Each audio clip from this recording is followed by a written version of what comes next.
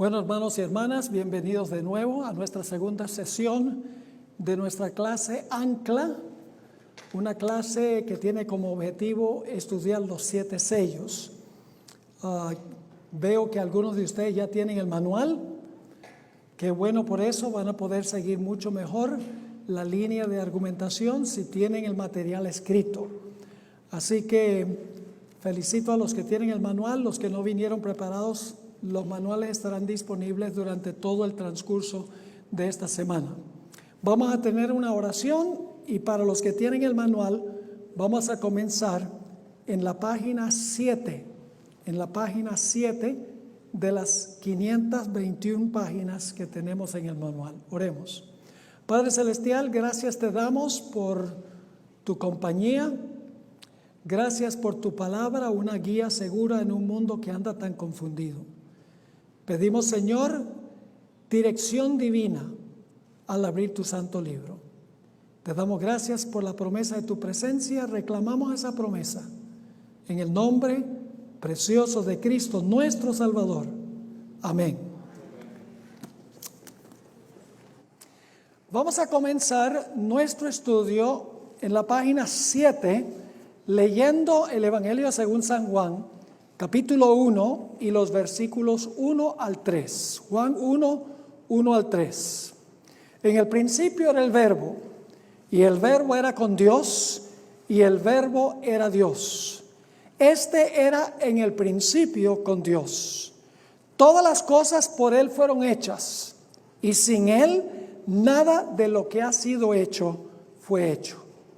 ¿Quién es el Verbo de estos versículos? El Verbo es Jesús. ¿Quién fue el que creó todas las cosas? Jesús.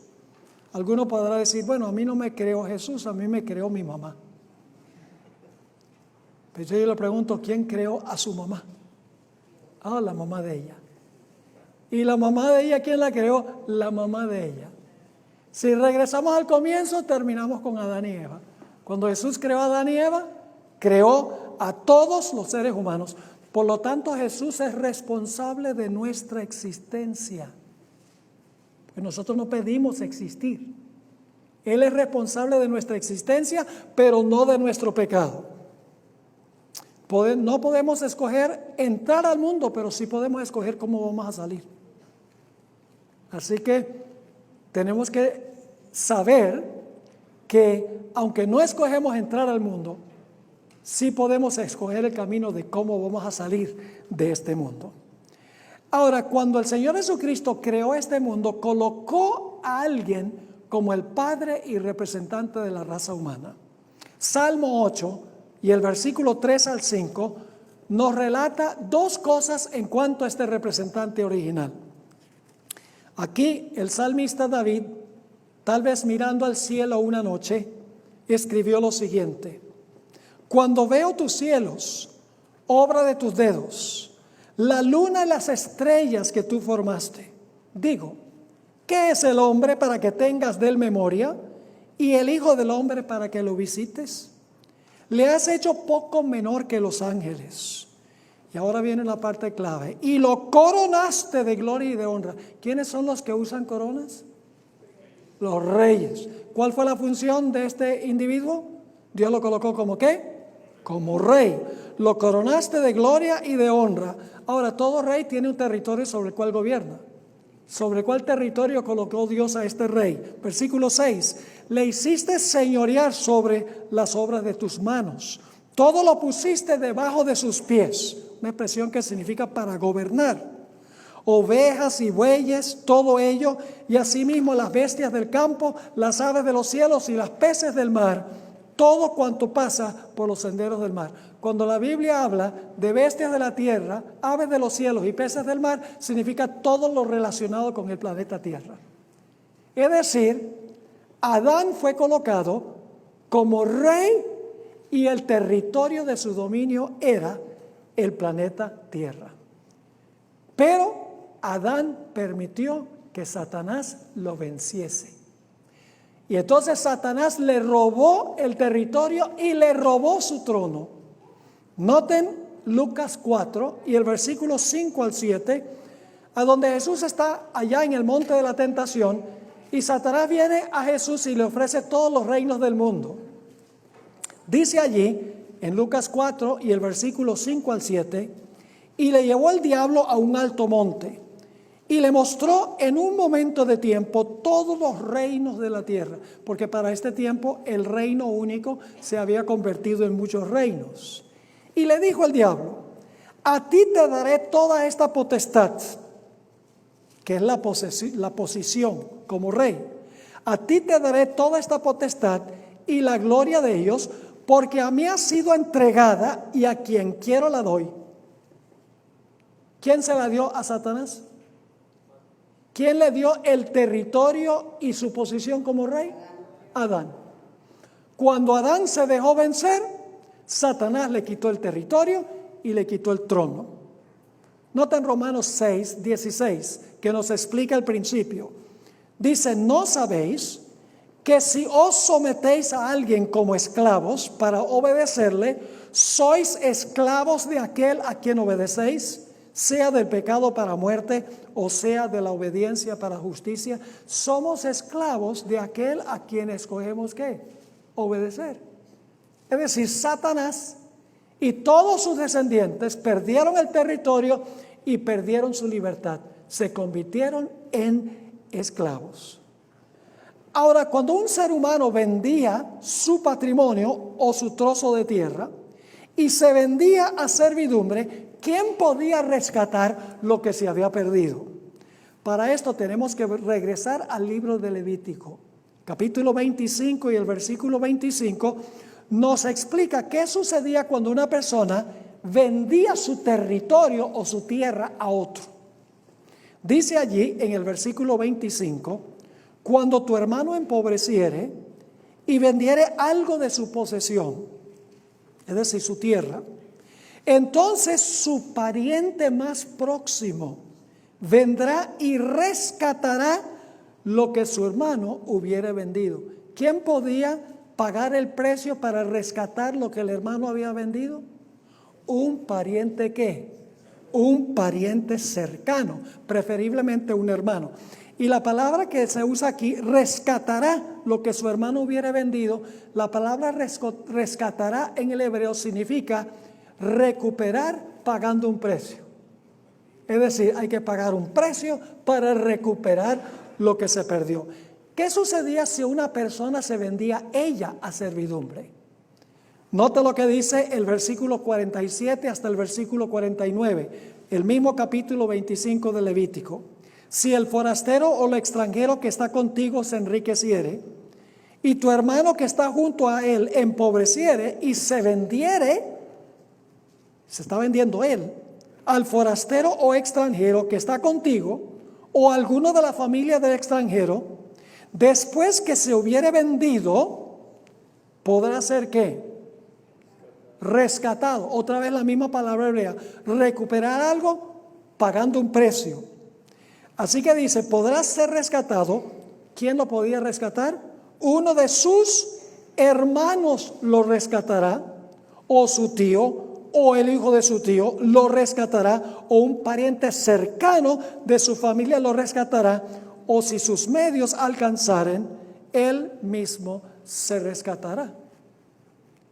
Si se quería recuperar el territorio que se había vendido o la libertad a la cual una persona se había vendido, ¿cómo se podía lograr? Un pariente cercano, un familiar tenía que pagar el precio para rescatar lo que se había vendido, ya fuere la posesión o ya fuere la persona misma. Ahora yo pregunto, ¿qué ser humano podía rescatar lo que había perdido Adán? ¿Había alguien que no se vendió a servidumbre, que no vendió su posesión? ¿Hay alguien en el mundo que no haya vendido eso? Nadie. Dice en Romanos 3, el versículo 10, no hay justo ni aún uno.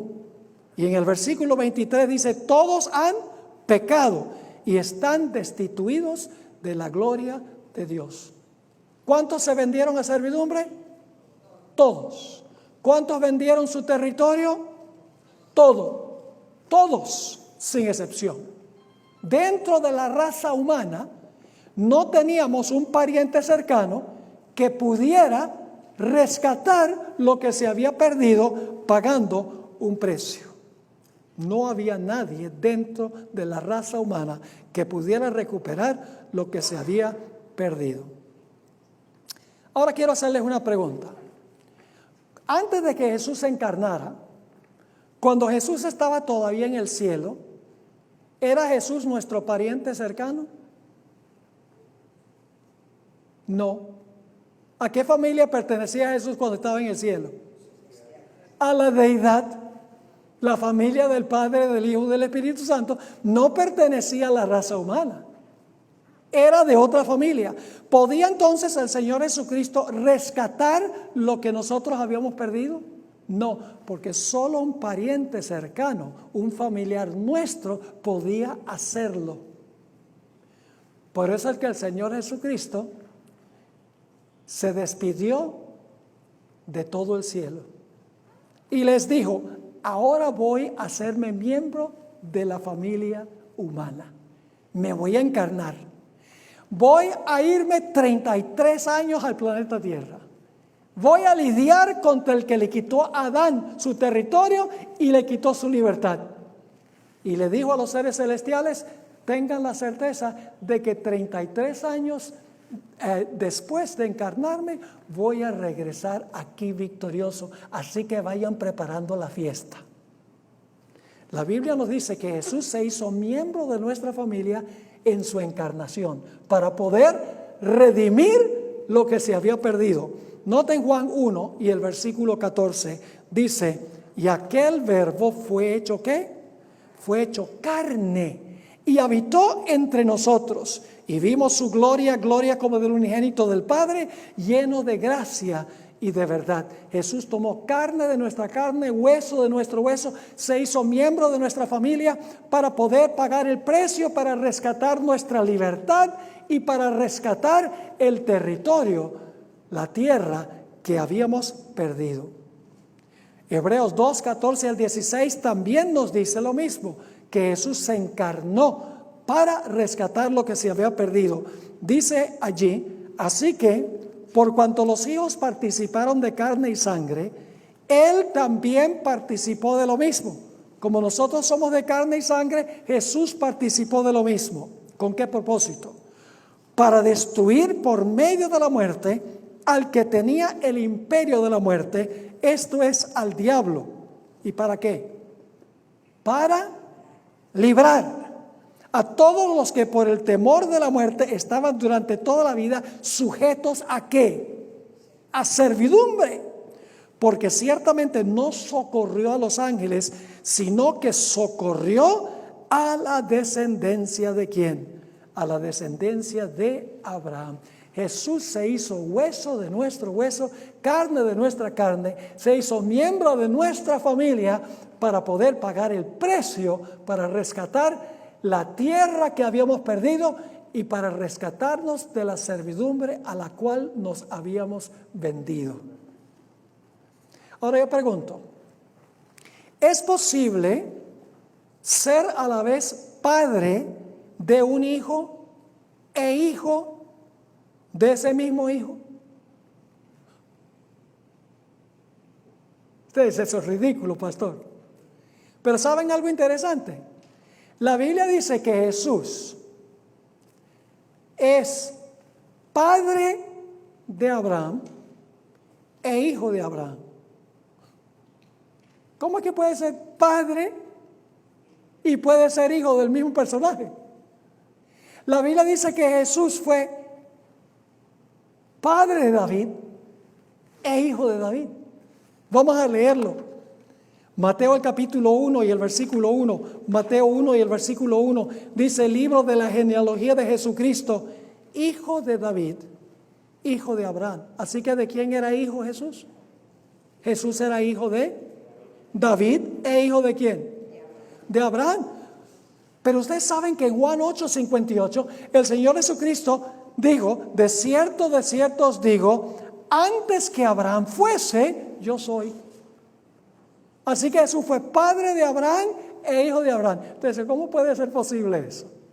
Sencillamente porque Jesús como Dios fue padre de Abraham, mientras que como ser humano, hijo de Abraham, porque llegó a ser miembro de nuestra familia. Jesús también era padre de David e hijo de David. Dice en Apocalipsis 22 y el versículo 16, Apocalipsis 22, 16, ustedes notan que yo no estoy buscando todos los versículos, están todos escritos en el manual para poder avanzar y cubrir más material. Apocalipsis 22, 16 dice: yo Jesús he enviado mi ángel para daros testimonio de estas cosas en las iglesias. Yo soy la raíz y el linaje de David. Fíjense, Jesús es la raíz de David, es decir, trae a la existencia a David, pero también es ¿qué cosa? El linaje de David. Porque Jesús es miembro de la familia de la deidad, mientras que también es familia nuestra, habiendo tomado carne humana. Ahora, ¿por qué era necesario que un pariente cercano nuestro fuera el que rescatara lo que se había perdido? Es muy sencillo, mis hermanos y hermanas. Y es que para rescatar lo que se había perdido, era necesario que un pariente nuestro lidiara con Satanás y ganara la victoria a donde fracasó Adán. Y luego, después de eso, tenía que cargar nuestros pecados y sufrir la muerte que todos los seres humanos deben sufrir. Debía vivir como ser humano y debía morir como ser humano, porque Dios no puede morir. Así que Jesús no podía venir como Dios, porque Dios es inmortal. Y si Jesús hubiera venido como Dios a esta tierra para enfrentarse a las tentaciones de Satanás, la Biblia dice que Dios no puede ser tentado. Por eso tuvo que hacerse ser humano, para poder vivir una vida perfecta como humano, vencer a donde nosotros fracasamos, y en segundo lugar, para poder morir por nuestros pecados. Es decir, Jesús debía cumplir dos funciones: vivir una vida perfecta, tejer un manto de perfecta justicia y luego cargar nuestros pecados y pagar la pena de nuestra culpa. Noten Éxodo 12, 5 y 6. Éxodo 12, 5 y 6. Las dos funciones por las cuales Jesús se encarnó y vino para estar en nuestro medio. Dice en Éxodo 12, 5 y 6, está hablando del Cordero Pascual: el animal será, ¿cómo? Sin defecto, macho de 1 año. Lo tomaréis de las ovejas o de las cabras y lo guardaréis hasta el día 14 de este mes. Ahora, qué interesante esto. El cordero no podía tener ¿qué? No podía tener defecto. Eso representa la vida perfecta de Cristo. Pero nota lo que sigue diciendo: y lo inmolará toda la congregación del pueblo de Israel entre las dos tardes. ¿Qué significa inmolará? Matará. Dos funciones: ser un cordero sin mancha, vivir sin pecado, y segundo, ¿qué? Morir como sacrificio. Ahora, ¿quién cumple eso? Eso lo cumple Cristo. Noten 1 de Pedro 1, 18 al 20. 1 de Pedro 1 y el versículo 18 hasta el versículo 20. Dice allí: sabiendo que fuisteis rescatados de vuestra vana manera de vivir, la cual recibisteis de vuestros padres, no con cosas corruptibles. Es decir, no fuimos rescatados con cosas corruptibles, no fuimos comprados con cosas corruptibles, sino, ¿qué cosa? Sino con la ¿qué? Con la sangre preciosa de Cristo, esa es su muerte, como de un cordero sin ¿qué? Ahí están las dos características: la sangre, y en segundo lugar, ¿qué cosa? Un cordero sin ¿qué? Sin mancha y sin contaminación, ya destinado desde antes de la fundación del mundo, pero manifestado en los postreros tiempos por amor de vosotros. Así que Jesús vino para cumplir dos funciones: uno, para tejer un manto de perfecta justicia, viviendo una vida perfecta sin pecado; y en segundo lugar, cargar los pecados de toda la raza humana y pagar la pena de nuestra culpa, vivir por nosotros y morir por nosotros. A eso vino Jesús. Yo pregunto, ¿creen ustedes que Satanás sabía por qué vino Jesús? Los demonios sabían. Noten lo que dice Marcos 1, 23 y 24. Marcos 1, el versículo 23 y 24 nos dice claramente que Satanás y sus ángeles sabían a qué venía Jesús para acá. Dice allí: pero había en la sinagoga de ellos un hombre con espíritu inmundo, que dio voces diciendo: ¿qué tienes con nosotros, Jesús Nazareno? Y luego, ¿qué dicen esos demonios? ¿Has venido para qué? Para destruirnos. ¿Sabían ellos a qué había venido Jesús? Sí. Y luego dice: sé quién eres, el Santo de Dios. ¿Habían conocido a Jesús en el cielo los demonios antes de ser echados?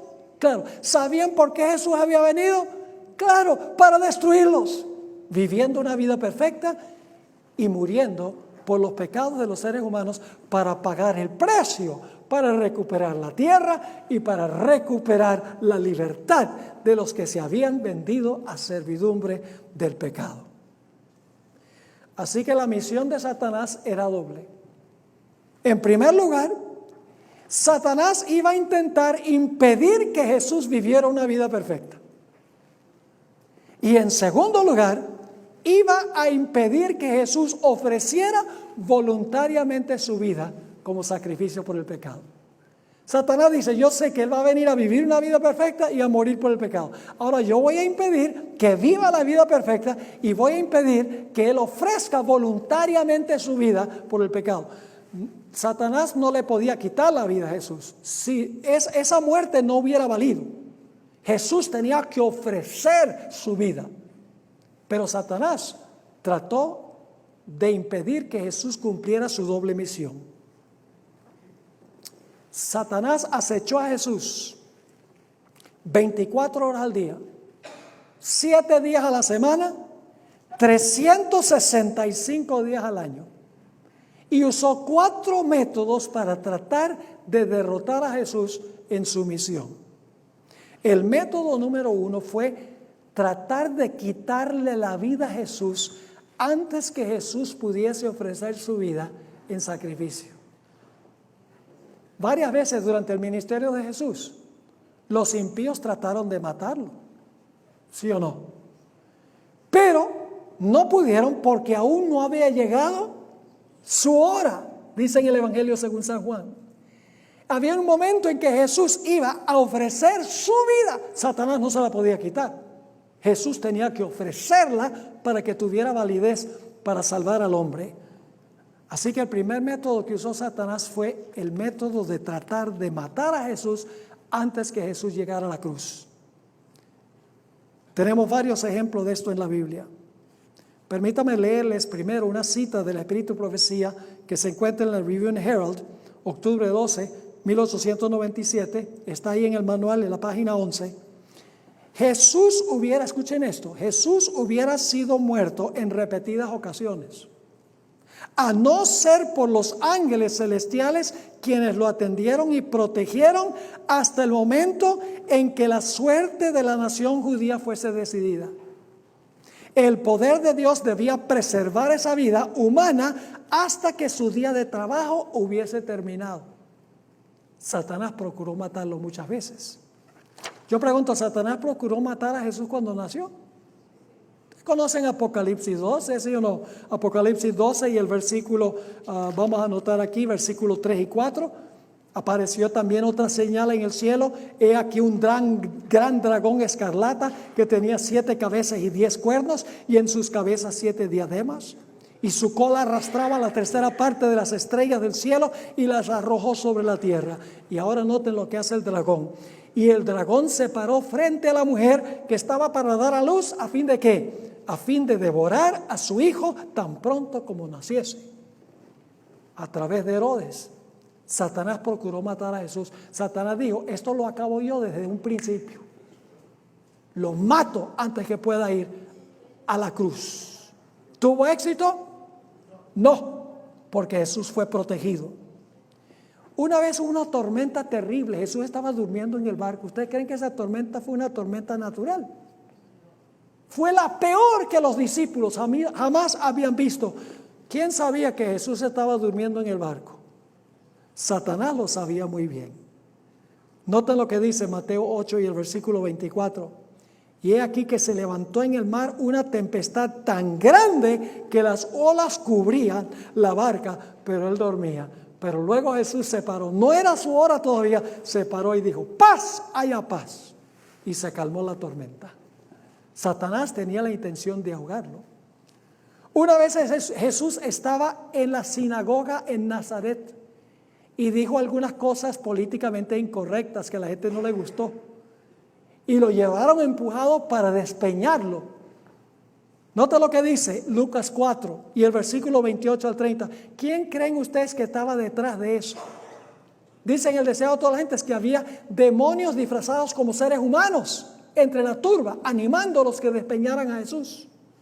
Dice ahí en Lucas 4, el versículo 28, al oír estas cosas, todos en la sinagoga se llenaron de ira y levantándose le echaron fuera de la ciudad y le llevaron hasta la cumbre del monte sobre el cual estaba edificada la ciudad de ellos para despeñarle. Mas él pasó por en medio de ellos y se fue, protegido por los ángeles. Varias veces durante su ministerio procuraron apedrearlo. Le menciono solo un ejemplo, Juan 8, 58 y 59. Juan 8, 58 y 59. Jesús les dijo: de cierto os digo, antes que Abraham fuese, yo soy. Jesús estaba diciendo: yo soy el que estaba en la zarza ardiente. Yo soy el que soy. Yo soy Jehová, estaba diciendo Jesús. Y ellos lo sabían. Versículo 59, tomaron entonces piedras para arrojárselas. Pero Jesús se escondió y salió del templo y atravesando por en medio de ellos se fue. Satanás procuró matarlo en muchas ocasiones, pero no pudo, porque no había llegado la hora en que Jesús ofreciese voluntariamente su vida por los pecados del mundo. El segundo método que usó Satanás fue tratar de infectar a Jesús con el virus del pecado. Porque si Jesús hubiera pecado, su sacrificio no hubiera sido aceptado. Porque el cordero no podía tener mancha, no podía tener ninguna contaminación. Así que si Jesús hubiera sido infectado con el pecado, él hubiera necesitado un redentor. Tenía que vivir una vida perfecta. Satanás lo acechó todo el tiempo. Nunca dejó a Jesús en paz, con el fin de infectar a Jesús con el virus del pecado. En el monte de la transfiguración, 3 veces Jesús sin titubear le dijo a Satanás: escrito está, y lo venció. Vamos a leer algunos versículos de la Biblia sobre la victoria de Jesús sobre la tentación. Hebreos 4 y el versículo 15. Todos estos están en el manual. Hebreos 4 y el versículo 15. Porque no tenemos un sumo sacerdote que no pueda compadecerse de nuestras debilidades, sino uno que fue tentado ¿en qué? En todo según nuestra semejanza, ¿pero qué? Pero sin pecado. ¿Pudo Satanás infectar a Jesús con el virus del pecado? No. Hebreos 7:26, porque tal sumo sacerdote nos convenía, santo, inocente, sin mancha, apartado de los pecadores y hecho más sublime que los cielos. En Juan 8:46, el Señor Jesucristo desafió a los que estaban escuchando: ¿quién de vosotros me redarguye de pecado? En 1 de Juan 3 y el versículo 5 nos dice: y sabéis que Él apareció para quitar nuestros pecados y no hay pecado en Él. En 1 de San Pedro, capítulo 2, 21 al 23, dice: pues para esto fuisteis llamados, porque también Cristo padeció por nosotros, dejándonos ejemplo, para que sigáis sus pisadas, el cual no hizo pecado, ni se halló engaño en su boca, quien cuando lo maldecían, no respondía con maldición, cuando padecía, no amenazaba, sino encomendaba la causa al que juzga justamente. Muchos textos en la Biblia dicen que Satanás procuró infectar a Jesús con el virus del pecado, pero no pudo en ninguna ocasión hacerlo. Y Jesús vino con nuestra naturaleza pecaminosa, regenerada por el Espíritu Santo. Noten Romanos 8 y el versículo 1 al 4. Dice el apóstol San Pablo: ahora pues ninguna condenación hay para los que están en Cristo Jesús, los que no andan conforme a la carne, sino conforme al Espíritu. Porque la ley del Espíritu de vida en Cristo Jesús me ha librado de la ley del pecado y de la muerte. Porque lo que era imposible para la ley, por cuanto era débil por la carne, Dios, enviando a su Hijo, ¿en qué? En semejanza de carne de pecado, a causa del pecado, condenó al pecado en la carne. ¿Qué hizo Jesús como ser humano? Condenó al pecado en la carne, para que la justicia de la ley se cumpliese en nosotros, que no andamos conforme a la carne, sino conforme al Espíritu. ¿Tuvo Satanás éxito en infectar a Jesús? No. ¿Tuvo éxito en matar a Jesús antes que llegara su hora? No. ¿Cuál fue el tercer método? El tercer método fue tratar de distraerlo y desviarlo del camino de la cruz. Que Jesús escogiera otro camino. Y la tentación mayor que le ofreció Satanás fue la de hacerse un rey sin necesidad de sufrir, que ocupara el trono en Jerusalén y se proclamara rey de todo el planeta sin ir a la cruz y sin sufrir. Mateo 4, 8 al 10 nos dice que desde el comienzo de su ministerio, Satanás le ofreció todos los reinos del mundo. Le dijo: tú no tienes que ir a morir a Jerusalén, yo todo te lo ofrezco en un plato así. Si tan solo me adoras un momento, ni siquiera tienes que ir a la cruz, ni tienes que sufrir. Dice allí: otra vez le llevó el diablo a un monte alto y le mostró todos los reinos del mundo y la gloria de ellos. Y le dijo: todo esto te daré si postrado me adorares. Es decir, te doy todos los reinos del mundo, no tienes que sufrir ni morir, todo es tuyo. Entonces Jesús le dijo: vete, Satanás, porque escrito está: al Señor tu Dios adorarás y a Él solo servirás. Cuando Jesús alimentó a los 5,000, Judas se entremetió entre la muchedumbre, tratando de animarlos que tomaran a Jesús para hacerlo rey. Dice en Juan 6 y el versículo 15: pero entendiendo a Jesús que iban a venir para apoderarse de él y hacerle rey, volvió a retirarse al monte él solo. Y es interesante que el cabecilla que Satanás usó para que Jesús se proclamara rey fue Judas. Y en el mismo capítulo, en el versículo 66, dice allí: el Señor Jesucristo llamó a Judas diablo, diabolos, porque se estaba prestando como instrumento de Satanás para tratar de convencer a Jesús que se hiciera rey sin ir a la cruz, desviarlo del camino que se había trazado. Inclusive Satanás usó a Pedro para tratar de tentar a Jesús que no fuera a la cruz. ¿Te recuerdan que Pedro dijo: tú eres el Cristo, el Hijo del Dios viviente?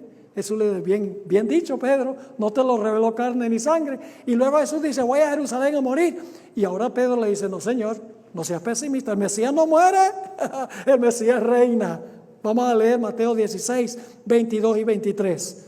Entonces Pedro, tomándolo aparte, comenzó a reconvenirle diciendo: Señor, ten compasión de ti. En ninguna manera esto te acontezca. ¿Qué es esto de que vas a ir a morir?, dice Pedro. Pero él, volviéndose, dijo a Pedro, y no le estaba hablando solo a Pedro, le estaba hablando al que estaba usando a Pedro: quítate de delante de mí, ¿quién? Satanás. Me eres tropiezo, porque no pones la mira en las cosas de Dios, sino en las de los hombres. Tratar de desviarlo de la cruz, darle un camino más fácil para recuperar el trono, para recuperar el reino. Inclusive Pedro ni siquiera entendió lo que Cristo quiso enseñarle en el monte de la transfiguración. En el monte de la transfiguración, Dios le mostró a los discípulos la gloria que vendría algún día como resultado de Jesús morir. Jesús fue glorificado, como se verá en su segunda venida. Pedro no entendió de que después de la cruz venía la gloria. No la gloria primero y luego la cruz, o gloria sin cruz.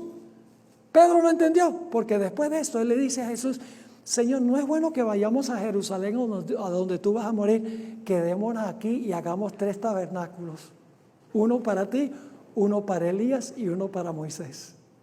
No entendió. Inclusive Satanás usó algo bueno con el fin de desviar a Jesús del camino de la cruz. Cuando el Señor Jesucristo al final de su vida estaba con sus discípulos, vinieron unos griegos y le dijeron a Felipe, le dijeron, queremos hablar con Jesús. Y entonces Jesús dijo, mire, ha llegado el momento en que el Hijo del Hombre sea glorificado.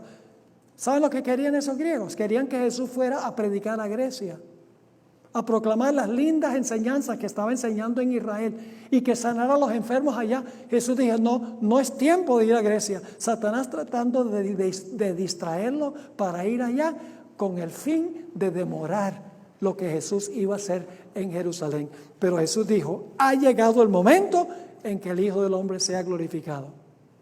Inclusive Judas entregó a Jesús no porque quería que mataran a Jesús, porque cuando él se dio cuenta que iban a matar a Jesús, fue y se ahorcó.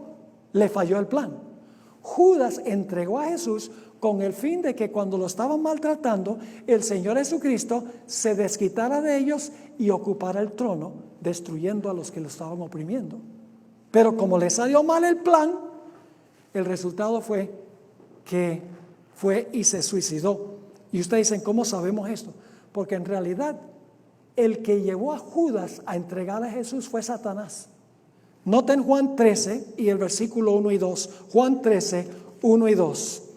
Antes de la fiesta de la Pascua, sabiendo a Jesús que su hora había llegado para que pasase de este mundo al Padre, como había amado a los suyos que estaban en el mundo, los amó hasta el fin.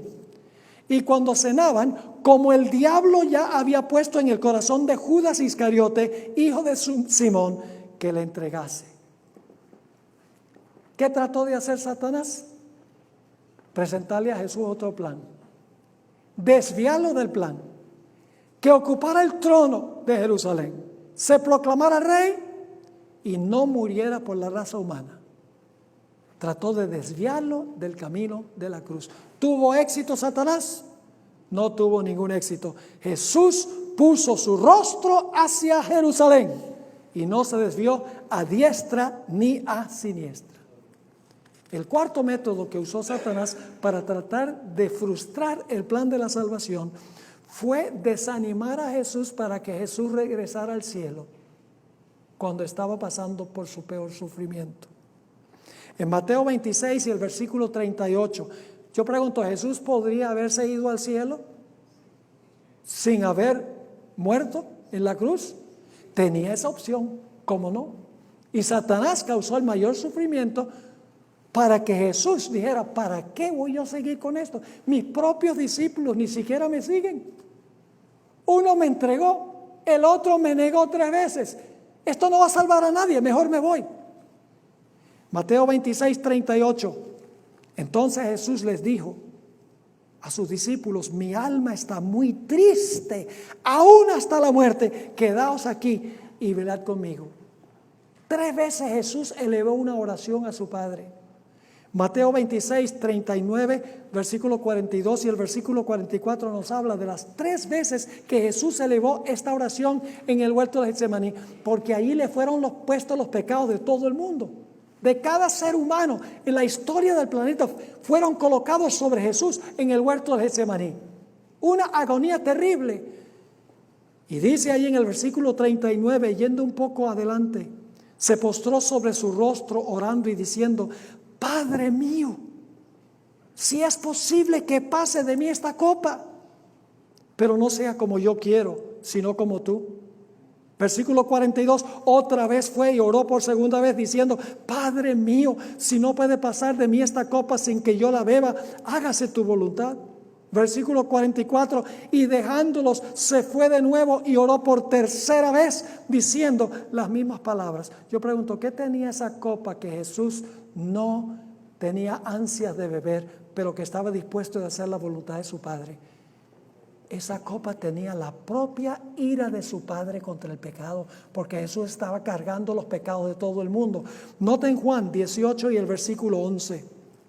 Juan 8, 18, 11. Jesús entonces dijo a Pedro, mete tu espada en la vaina, porque Pedro le había cortado la oreja al criado del sumo sacerdote, dice: la copa que el Padre me ha dado, no la he de beber. ¿Quién se levantó contra el propio Jesús?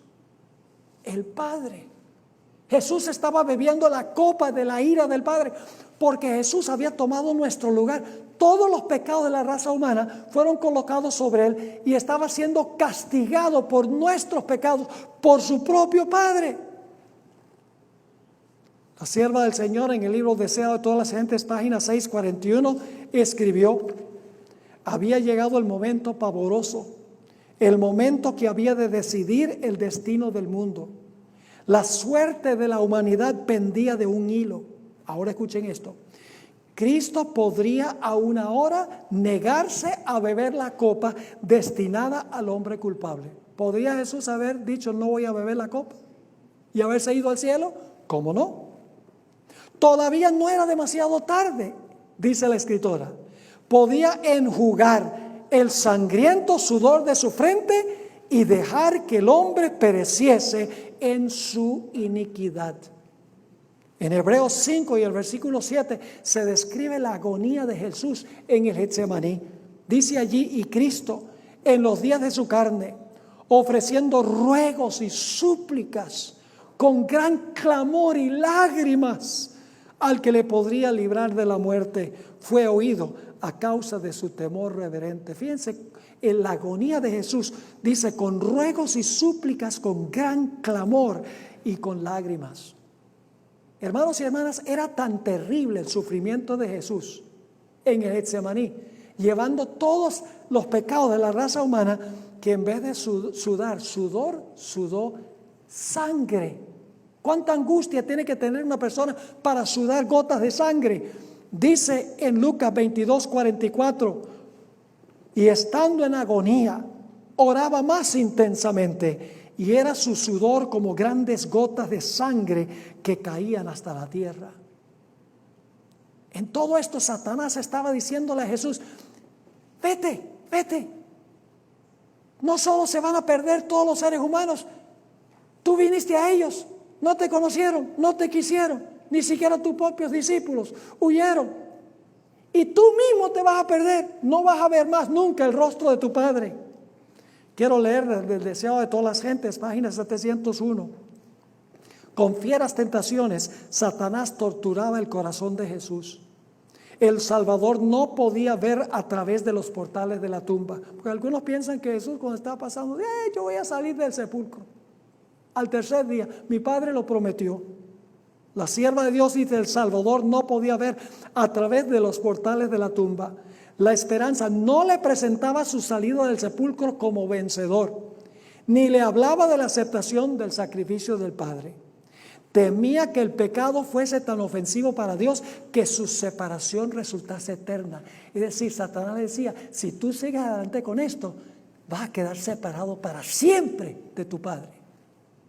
Sintió la angustia que el pecador sentirá cuando la misericordia no interceda más por la raza humana, por la raza culpable. El sentido del pecado que atraía la ira del Padre sobre él como sustituto del hombre fue lo que hizo tan amarga la copa que bebía el Hijo de Dios y que quebró su corazón. Los discípulos, que deberían haber estado para consolar a Jesús, lo abandonaron. En Mateo 26:56 dice: mas todo esto sucede para que se cumplan las escrituras de los profetas. Entonces todos los discípulos, dejándole, huyeron. Además de eso, Pedro, uno de sus propios discípulos, lo negó 3 veces. Y la tercera vez usó palabras profanas. Mateo 26:73 y 74.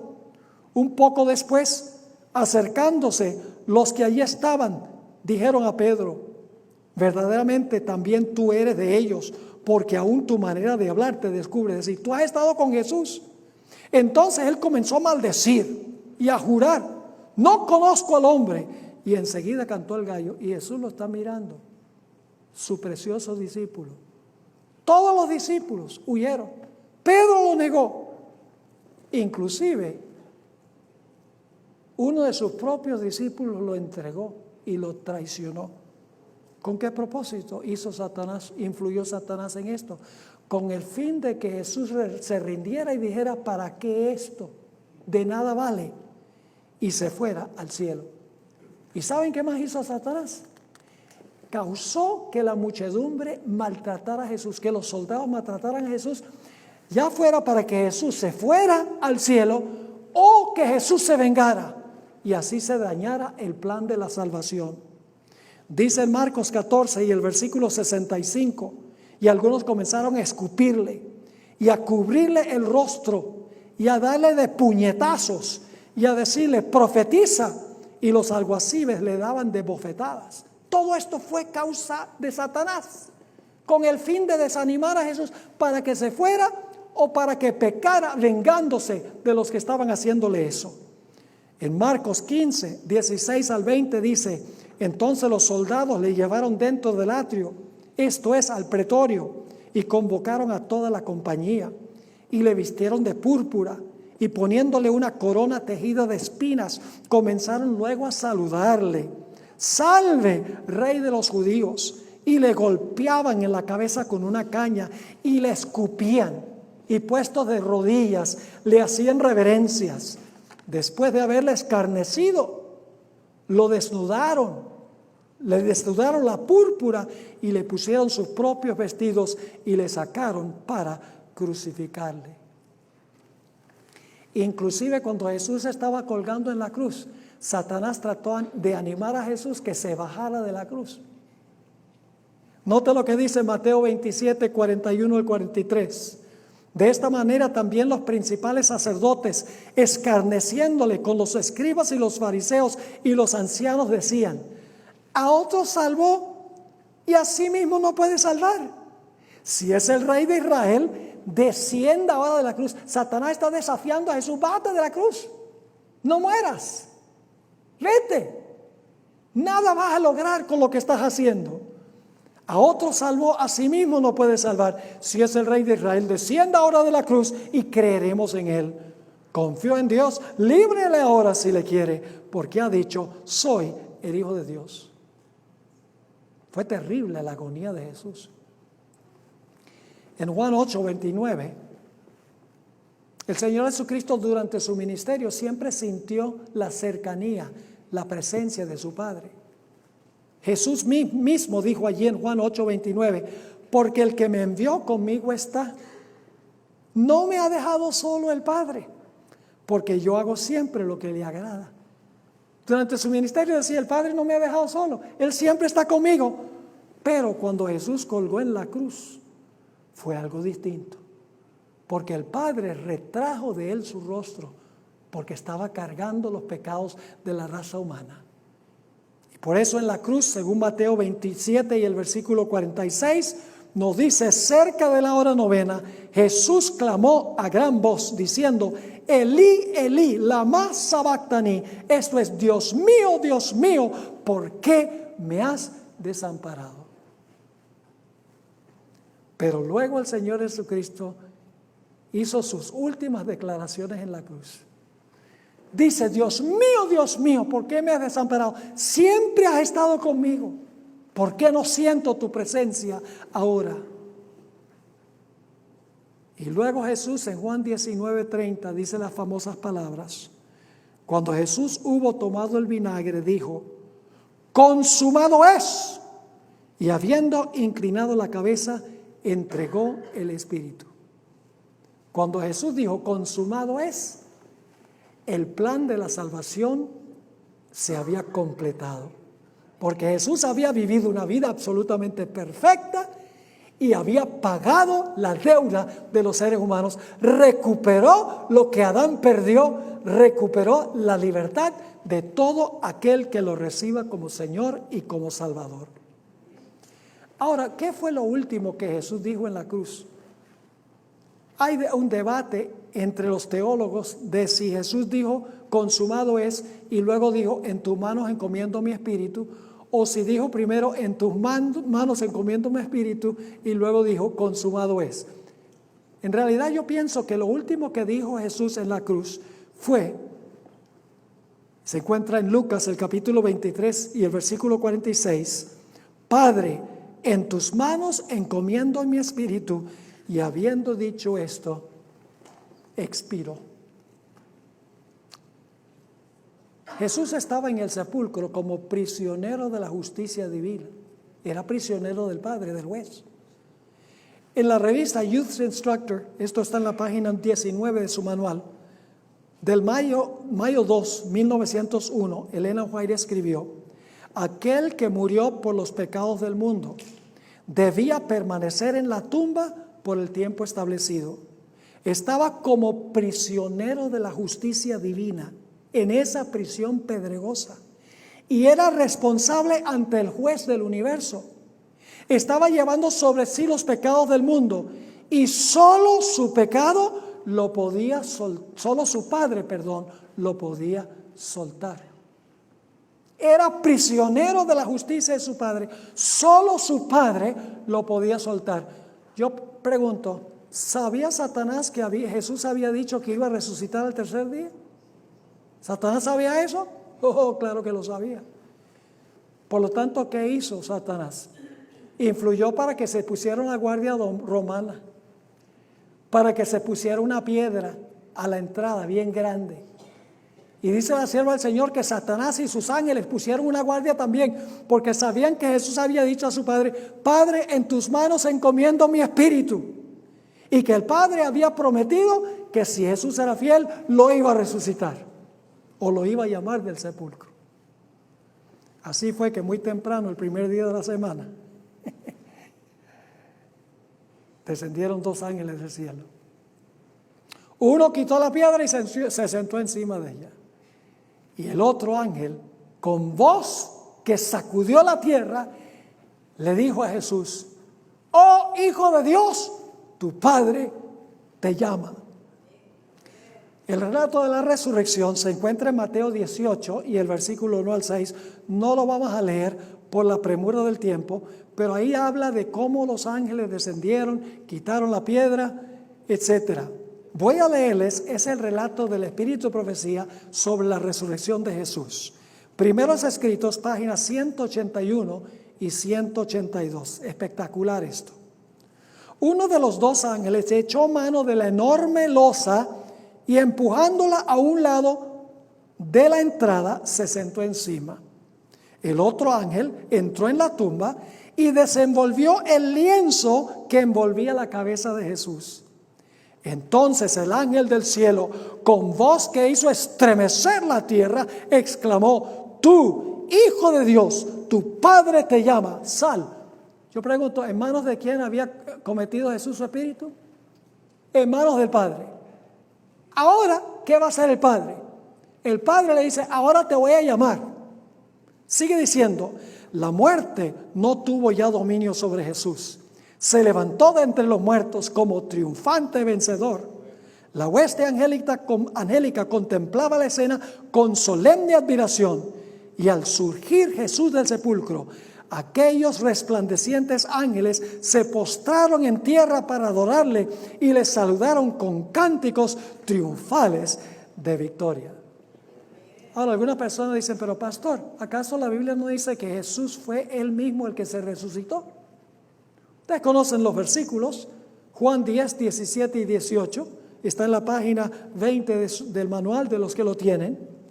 Dijo Jesús: por eso me ama el Padre, porque yo pongo mi vida para volverla a tomar. Nadie me la quita, sino que yo de mismo la pongo. Y luego el versículo 18, siguiendo, dice: tengo poder para tomarla. La palabra poder se traduce mejor autoridad. Tengo autoridad para ponerla y tengo poder o autoridad para volverla a tomar. Pero ¿de dónde vino la autoridad de Jesús para poner su vida y para volverla a tomar? ¿Necesitaba permiso de su Padre para tomar la vida que estaba en él? Sí, porque la última parte del versículo 18 dice: este mandamiento recibí ¿de quién? Este mandamiento recibí de mi Padre.